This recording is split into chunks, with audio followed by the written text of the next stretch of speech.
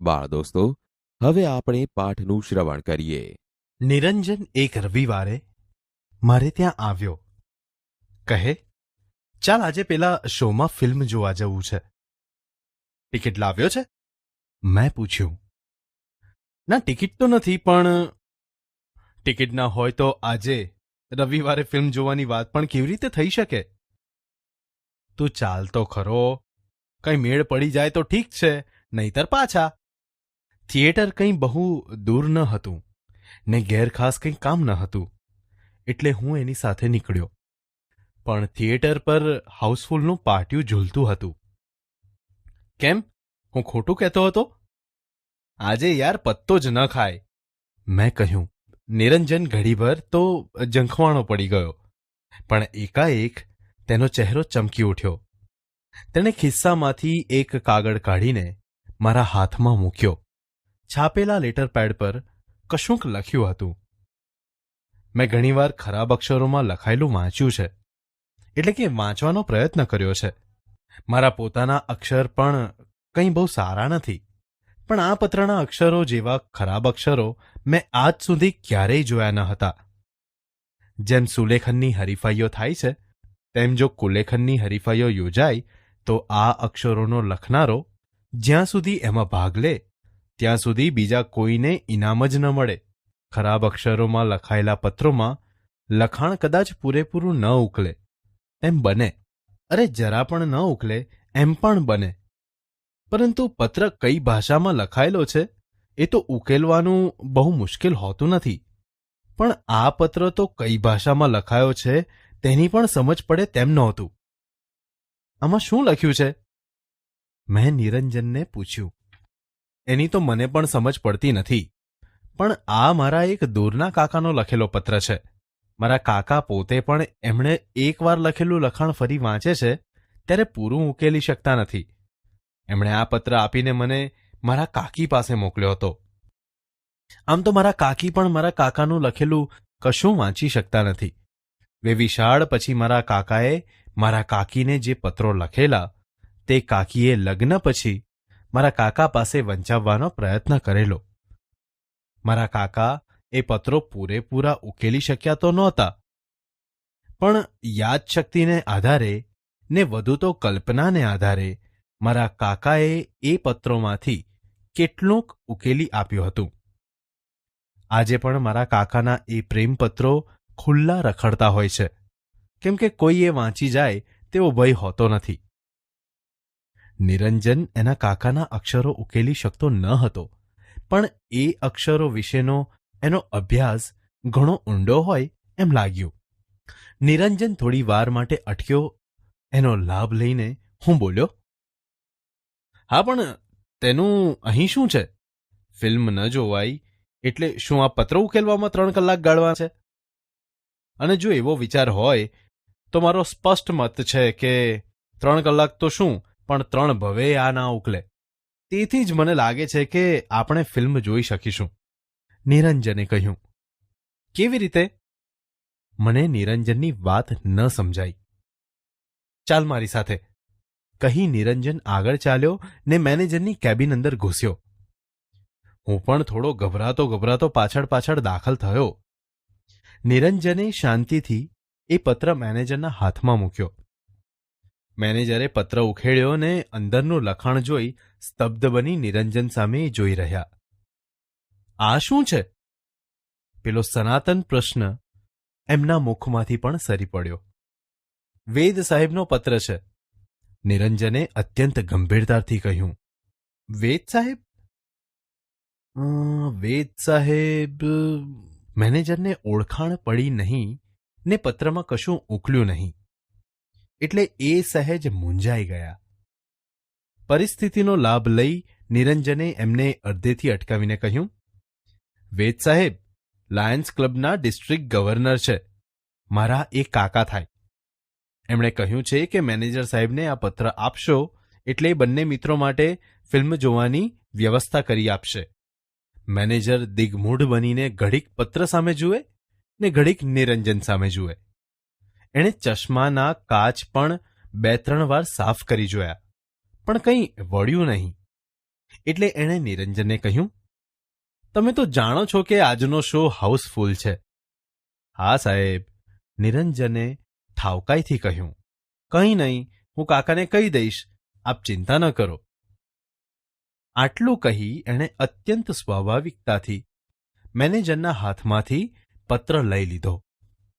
Manager બિચારા ફરી વિચારમાં પડી ગયા. આવા વિકટ પ્રશ્નનો સામનો કરવાનું એમની આજ સુધીની કારકિર્દીમાં આવ્યું ન હતું એમ એમના ચહેરા પરથી સ્પષ્ટ જણાતું હતું.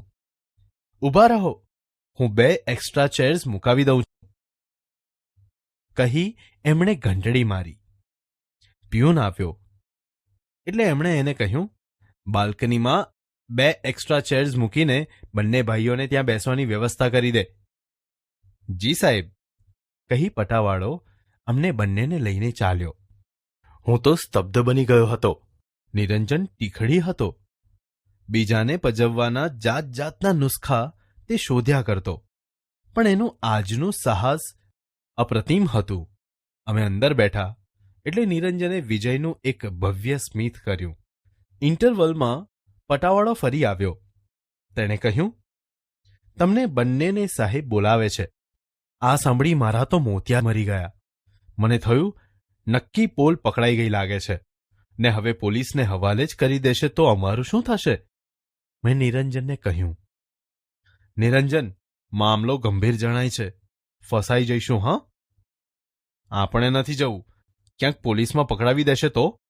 પેલો પત્ર છે ને, બતાવીને છૂટી જઈશું, કહી નિરંજન હસ્યો. અમે ઓફિસમાં ગયા. આવો, બેસો. ચા લેશો ને? મેનેજરે અત્યંત વિવેકથી પૂછ્યું. એવી તકલીફ રહેવા દો સાહેબ. નિરંજને પણ ખૂબ ઠાવકાઈથી પ્રત્યુત્તર આપ્યો. અરે એમાં તકલીફ શાની? ચા તો મંગાવી જ લીધી છે. તમને ફિલ્મ જોવામાં કંઈ તકલીફ તો નથી પડી ને? ના રે ના સાહેબ, આપે આજે અમને ઘણી મદદ કરી છે. મેં કહ્યું. શિષ્યમાં પોતાની વિદ્યા ઉતરતી જોઈ ગુરુ જેમ પ્રસન્ન થઈને વાત્સલ્યપૂર્ણ નેત્રે શિષ્ય પ્રતિ જોઈ રહે તેમ નિરંજન મારી સામે જોઈ રહ્યો. અરે એમાં મદદ શાની? એ તો અમારી ફરજ છે. ચા પીવાઈ રહી. અમે મેનેજરને નમસ્તે કરીને બાકીની ફિલ્મ પૂરી કરવા અંદર ગયા.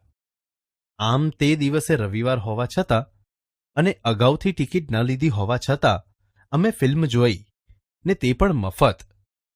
નિરંજને કહ્યું, મજા આવી ને? તે તો સાલા એકને બદલે 2 ફિલ્મ જોઈ, ખરું? હવે ક્યારે આવું કામ હોય તો કહેજે, આ જાદુઈ પત્રથી થઈ જશે. એક સુવિખ્યાત કંપનીમાં કેટલાક ક્લાર્ક લેવાના હતા. મેં અરજી કરી હતી. 15 દિવસ પછી મારો ઇન્ટરવ્યૂ હતો. મને આ જાદુઈ પત્ર લઈને કંપનીના મેનેજરને મળવાનો તુક્કો સૂઝ્યો. જ્યાં દેવદૂતો પગ મૂકતા ડરે છે ત્યાં મૂર્ખાઓ દોડી જાય છે. એ ઉક્તિ મેં ઘણીવાર સાચી ઠેરવી છે. મેં નિરંજનને વાત કરીને પેલો પત્ર આપવા કહ્યું. નિરંજને કહ્યું, પત્ર આપવામાં તો કશો વાંધો નથી, પણ તને ઉપયોગ કરતા નહીં આવડે તો નોકરી તો બાજુ પર રહેશે ને ક્યાંક ભરાઈ પડીશ. પણ મને હવે આત્મવિશ્વાસ આવી ગયો હતો. મેં કહ્યું, તારી સાથે રહીને મેં એ આવડત કેળવી લીધી છે. ગુરુએ શિષ્ય પર ભરોસો રાખવો જોઈએ. નિરંજને મને પત્ર આપ્યો. પત્ર લઈને હું કંપનીની હેડ ઓફિસે પહોંચી ગયો. મેનેજરના પીએને મેં ચિઠ્ઠી મોકલી અને કહેવડાવ્યું કે લાયન્સ ક્લબના ડિસ્ટ્રિક્ટ ગવર્નરનો પત્ર લઈ હું મેનેજર સાહેબને મળવા માંગુ છું. થોડી વારમાં તેડું આવ્યું. મેનેજરના પીએની ઓફિસમાં મને લઈ જવામાં આવ્યો. મારી ગભરામણ વધતી જતી હતી. મારાથી કંઈ ગલ્લાતલ્લા થઈ જાય તે પહેલાં મેં મારું અમોઘ શસ્ત્ર વાપરી નાખ્યું. એકદમ પેલો પત્ર મેં પીએના હાથમાં મૂકી દીધો. પત્ર જોઈને ચમક્યા. તેણે કહ્યું, આ તો વેદ સાહેબનો પત્ર છે. હા, મેં કહ્યું. તમે એમને ક્યાંથી ઓળખો? મારા કાકા, મીન્સ કે મારા મિત્રના કાકા છે. પત્રમાં શું લખ્યું છે? પેલો સનાતન પ્રશ્ન તેના મુખમાંથી સરી પડ્યો. મેં પત્ર ઉખેડ્યો નથી. ઉખેડ્યો હોત તોય કહી તે જરા હસ્યા ને ઊભા થઈને અંદરની કેબિનમાં ગયા. હું ખરેખર ગભરાઈ ગયો. કુરુક્ષેત્રના મેદાનમાં મૂંઝાઈ ગયેલા અર્જુન જેવી મારી સ્થિતિ હતી. પણ મારો કૃષ્ણ નિરંજન ત્યાં હાજર ન હતો. થોડી વારે પીએ બહાર આવ્યા ને કહ્યું, અંદર જાઓ, સાહેબ બોલાવે છે. હવે તો હું ધ્રુજવા લાગ્યો. ઘડીભર તો મને થયું કે અહીંથી નાસી છૂટું, પણ એમ કરવામાં હિંમત ચાલી નહીં. ફાંસીની ખોલી તરફ જતો હોઉં તેમ ઘસડાતે પગે હું અંદર ગયો. અંદર સાહેબ બેઠા હતા. હું અંદર ગયો ત્યારે એ પત્ર ઉકેલવામાં મશગુલ હતા. હું જઈને ઊભો રહ્યો એટલે કહે, બેસો. હું બેઠો એટલે એમણે પૂછ્યું, તમે વેદ સાહેબને કેવી રીતે ઓળખો? મારા મિત્ર નિરંજન વેદના એ કાકા થાય. મને લાગ્યું કે પત્રની અસર થઈ રહી છે. એમ? નિરંજન તમારો મિત્ર છે? સારું, આ પત્ર તો મારો જ છે, મારા જ અક્ષર છે.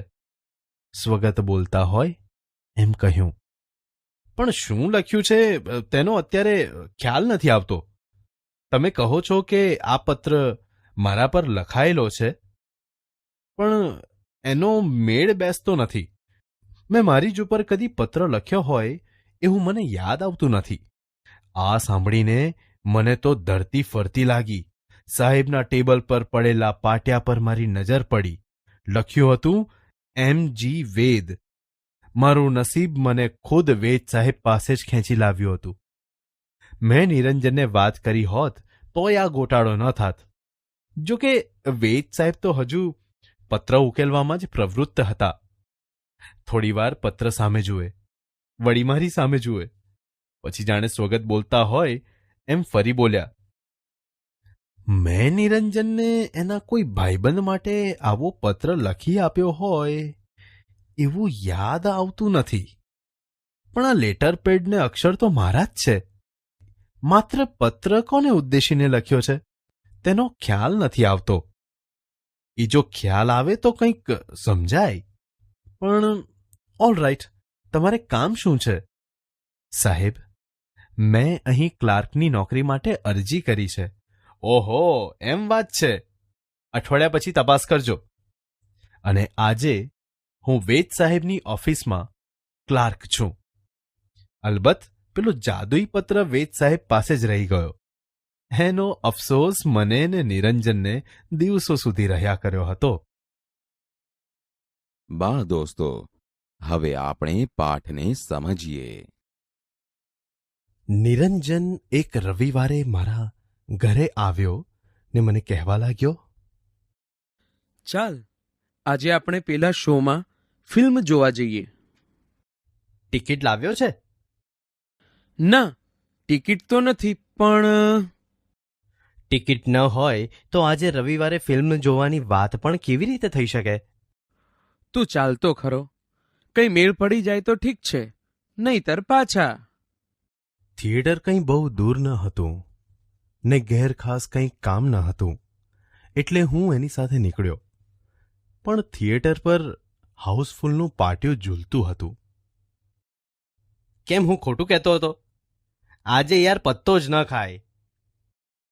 નિરંજન ઘડીભર તો ઝંખવાણો પડી ગયો, પણ એકાએક તેનો ચહેરો ચમકી ઉઠ્યો. તેણે ખિસ્સામાંથી એક કાગળ કાઢીને મારા હાથમાં મૂક્યો. છાપેલા લેટર પેડ પર કશુંક લખ્યું હતું. મેં ઘણીવાર ખરાબ અક્ષરોમાં લખાયેલું લખાણ વાંચ્યું છે, એટલે કે વાંચવાનો પ્રયત્ન કર્યો છે.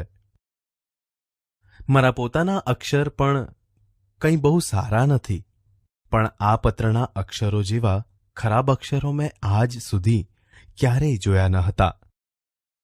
જેમ સુલેખનની હરીફાઈઓ થાય છે, તેમ જો કુલેખનની હરીફાઈઓ યોજાય તો આ અક્ષરોનો લખનારો જ્યાં સુધી એમાં ભાગ લે ત્યાં સુધી બીજા કોઈને ઇનામ જ ન મળે. ખરાબ અક્ષરોમાં લખાયેલા પત્રોમાં લખાણ કદાચ પૂરેપૂરું ન ઉકલે તેમ બને. અરે જરા પણ ન ઉકલે એમ પણ બને, પરંતુ પત્ર કઈ ભાષામાં લખાયેલો છે એ તો ઉકેલવાનું બહુ મુશ્કેલ હોતું નથી. પણ આ પત્ર તો કઈ ભાષામાં લખાયો છે તેની મને સમજ પડે તેમ નહોતું. આમાં શું લખ્યું છે? એની તો મને પણ સમજ પડતી નથી, પણ આ મારા એક દૂરના કાકાનો લખેલો પત્ર છે. મારા કાકા પોતે પણ એમણે એકવાર લખેલું લખાણ ફરી વાંચે છે ત્યારે પૂરેપૂરું ઉકેલી શકતા નથી. એમણે આ પત્ર આપીને મને મારા કાકી પાસે મોકલ્યો હતો. આમ તો મારા કાકી પણ મારા કાકાનું લખેલું કશું વાંચી શકતા નથી. વેવિશાળ પછી મારા કાકાએ મારા કાકીને જે પત્રો લખેલા તે કાકીએ લગ્ન પછી મારા કાકા પાસે વંચાવવાનો પ્રયત્ન કરેલો. મારા કાકાએ પત્રો પૂરેપૂરા ઉકેલી શક્યા તો નહોતા, પણ યાદશક્તિને આધારે ને વધુ તો કલ્પનાને આધારે મારા કાકાએ પત્રોમાંથી કેટલુંક ઉકેલી આપ્યું હતું. આજે પણ મારા કાકાના એ પ્રેમપત્રો ખુલ્લા રખડતા હોય છે, કેમ કે કોઈ એ વાંચી જાય તેવો ભય હોતો નથી. હા, પણ તેનું અહીં શું છે? ફિલ્મ ન જોવાઈ એટલે શું આ પત્ર ઉકેલવામાં 3 કલાક ગાળવાના છે? અને જો એવો વિચાર હોય તો મારો સ્પષ્ટ મત છે કે 3 કલાક તો શું, પણ 3 ભવે આ ના ઉકલે.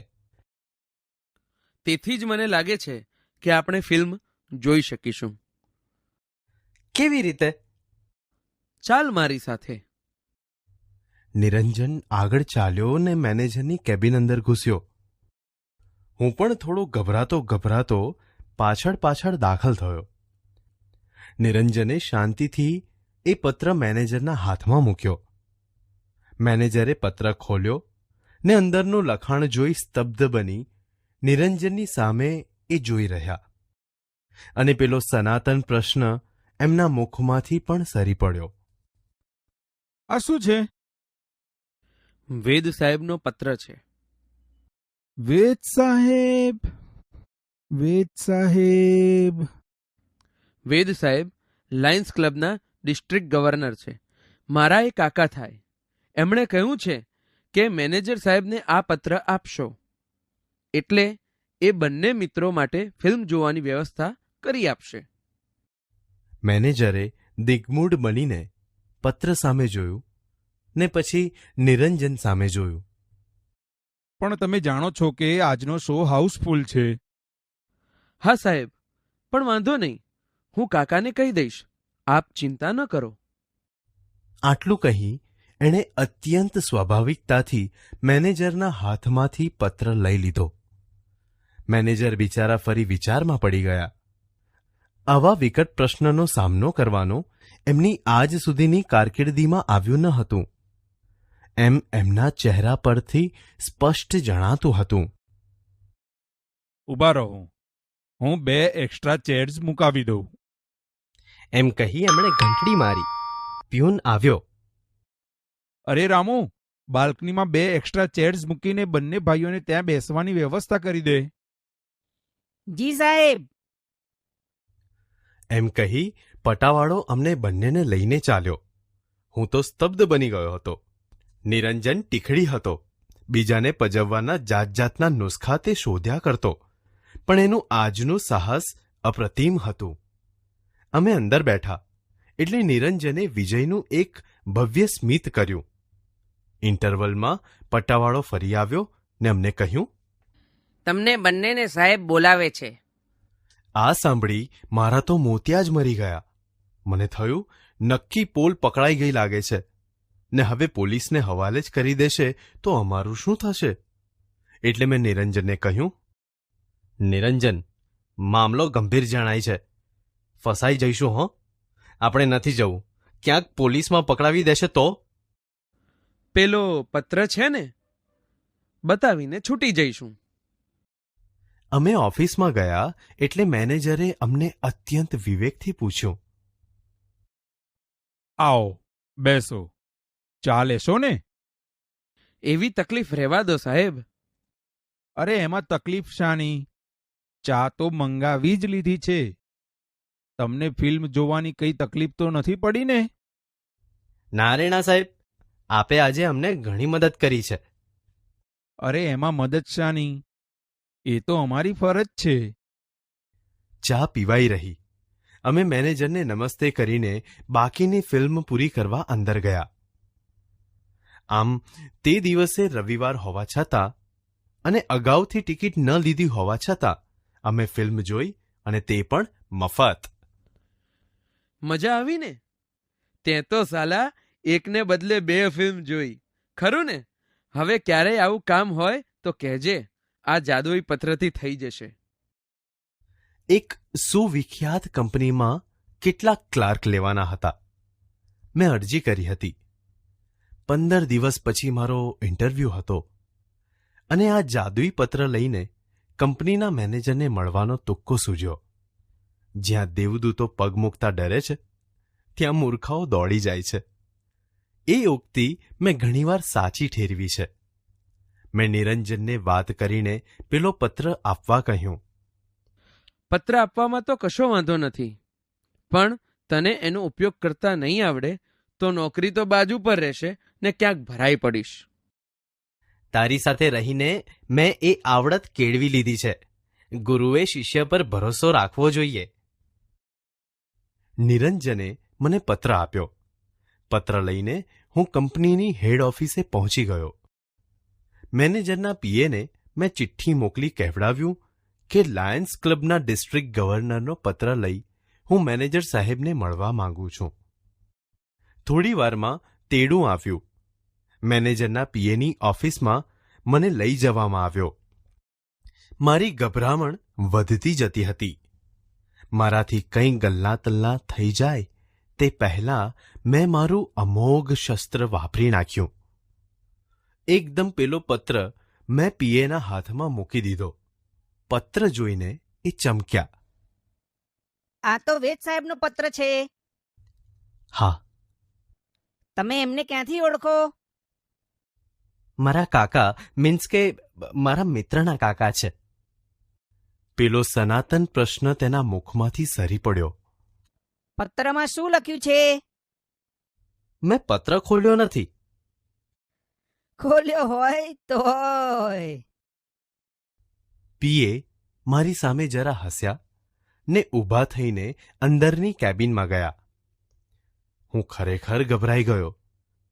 કુરુક્ષેત્રના મેદાનમાં મૂંઝાઈ ગયેલા અર્જુન જેવી મારી સ્થિતિ હતી. પણ મારો કૃષ્ણ નિરંજન ત્યાં હાજર નહોતો. થોડી વારે પીએ બહાર આવ્યા. અંદર જાઓ, સાહેબ બોલાવે છે. હવે હું ધ્રુજવા લાગ્યો.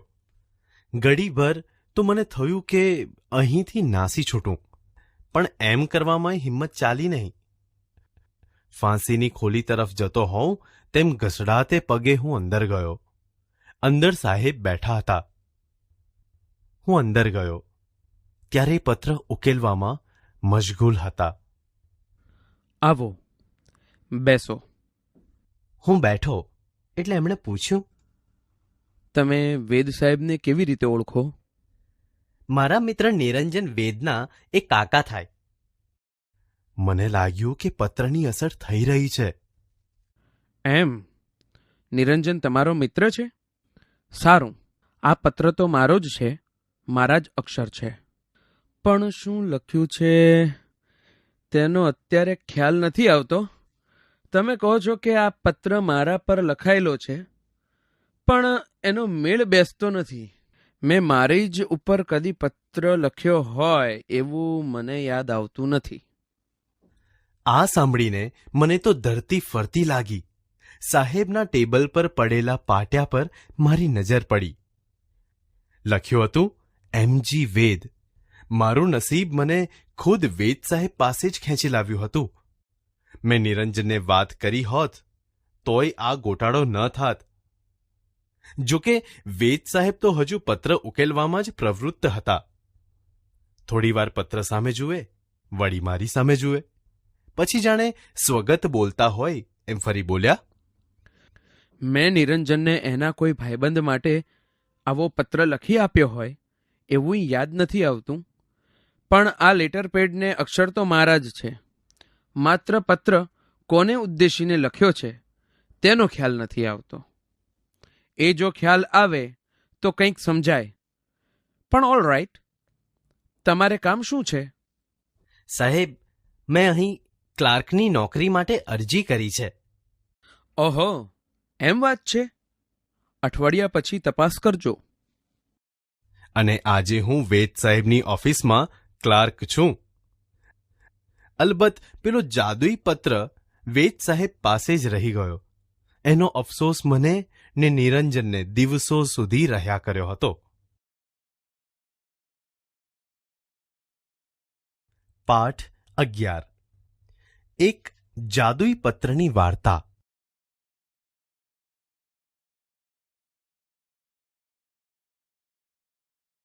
બાળ દોસ્તો, હવે આપણે લેખકના જીવન વિશે પરિચય મેળવીએ. એક જાદુઈ પત્રની વાર્તા એ એક હાસ્ય કથા છે, જેના લેખક છે શ્રી ડોક્ટર રતિલાલ બોરીસાગર. તેમનો જન્મ 31મી ઓગસ્ટ 1938ના રોજ થયો હતો. તેઓ અમરેલી જિલ્લાના સાવરકુંડલાના વતની છે અને હાલ તેઓ અમદાવાદમાં રહે છે. લેખક શ્રી રતિલાલ બોરીસાગર ગુજરાત રાજ્ય શાળા પાઠ્યપુસ્તક મંડળ, ગાંધીનગરમાં નાયબ નિયામક રહી ચૂક્યા છે. તેમણે હાસ્ય સાહિત્ય ક્ષેત્રે પોતાની આગવી શૈલી દ્વારા સાહિત્ય રસિકોના દિલ જીતી લીધા છે. તેમના હાસ્ય લેખોમાં જીવનની સામાન્ય અસામાન્ય સ્થિતિમાંથી વિશિષ્ટ નિરીક્ષણ તથા મર્મગ્રાહી દ્રષ્ટિથી હાસ્ય નિષ્પન્ન થાય છે.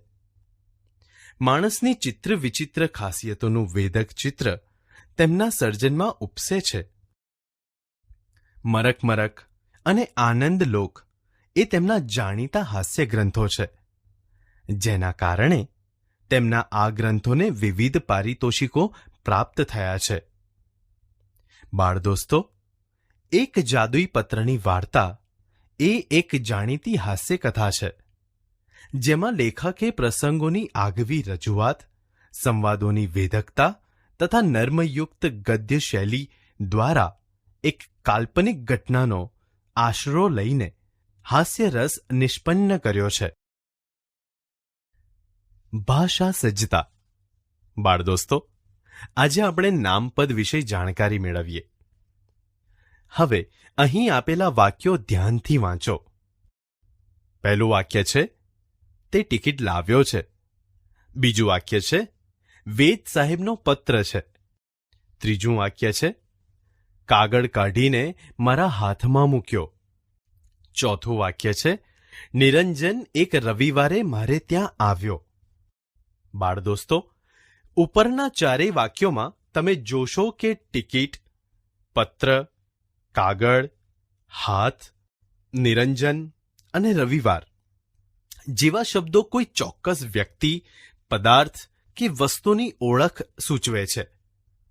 તેથી ટિકિટ, પત્ર, કાગળ, હાથ, નિરંજન, રવિવાર વગેરે શબ્દો નામો છે. આવા નામોને જુદા જુદા પ્રકારોમાં વહેંચવામાં આવે છે. તો હવે આપણે નામના પ્રકારો વિશે જાણકારી મેળવીએ.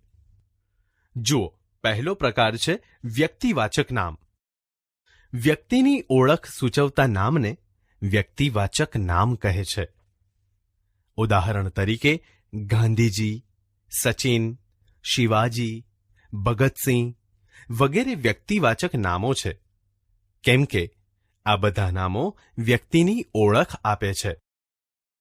બીજો પ્રકાર છે દ્રવ્યવાચક નામ. પદાર્થ જો દ્રવ્યને એટલે કે ઘન અને પ્રવાહી સ્વરૂપે સૂચવતો હોય તો તેને દ્રવ્યવાચક નામ કહે છે. ઉદાહરણ તરીકે દાળ, ચોખા, રૂ વગેરે ઘન પદાર્થો અને ઘી, તેલ, પાણી વગેરે પ્રવાહી પદાર્થો. તેથી આ બધા દ્રવ્યવાચક નામો છે. ત્રીજો પ્રકાર છે જાતિવાચક નામ. આખા વર્ગની જાતિને સૂચવવા માટે ઓળખવામાં આવતા નામને જાતિવાચક નામ કહે છે. ઉદાહરણ તરીકે ગાય, બકરી, છોકરી વગેરે જાતિવાચક નામો છે, કેમ કે આ બધા નામો આખા વર્ગની જાતિ સૂચવે છે. ચોથો પ્રકાર છે સમૂહવાચક નામ. આખા વર્ગના જૂથ કે સમૂહને એક સાથે સૂચવવા માટે ઓળખવામાં આવતા નામને સમૂહવાચક નામ કહે છે. ઉદાહરણ તરીકે લશ્કર, ટોળું, ધણ વગેરે સમૂહવાચક નામો છે, કેમ કે આ નામો સૈનિકો, કેટલાક લોકો અને ગાયોનો સમૂહ બતાવે છે. પાંચમો પ્રકાર છે ભાવવાચક નામ, જેનો માત્ર અનુભવ કરી શકાય તેવા ભાવો, લાગણીઓ કે ગુણોને ઓળખવામાં આવતા નામને ભાવવાચક નામ કહે છે. ઉદાહરણ તરીકે પ્રેમ, ગુસ્સો વગેરે ભાવવાચક નામો છે. જુઓ, અંતિમ પ્રકાર છે ક્રિયાવાચક નામ. ક્રિયાને સૂચવવા માટે ઓળખવામાં આવતા નામને ક્રિયાવાચક નામ કહે છે. ઉદાહરણ તરીકે દોડ, ચાલ, ખેંચ વગેરે ક્રિયાવાચક નામો છે, કેમ કે આ બધા જ નામો કોઈ વ્યક્તિ કે પ્રાણી દ્વારા થતી ક્રિયા સૂચવે છે. ટૂંકમાં કહીએ તો આ બધા નામો જ્યારે વાક્યમાં વપરાય છે ત્યારે તેને નામપદ તરીકે ઓળખવામાં આવે છે. એક વાક્યમાં એક કે એક કરતાં વધુ નામો હોઈ શકે, કારણ કે એમાં કોઈ ચોક્કસ વ્યક્તિઓ, પદાર્થો કે વસ્તુઓ વિશે વાત કરવામાં આવી હોય છે.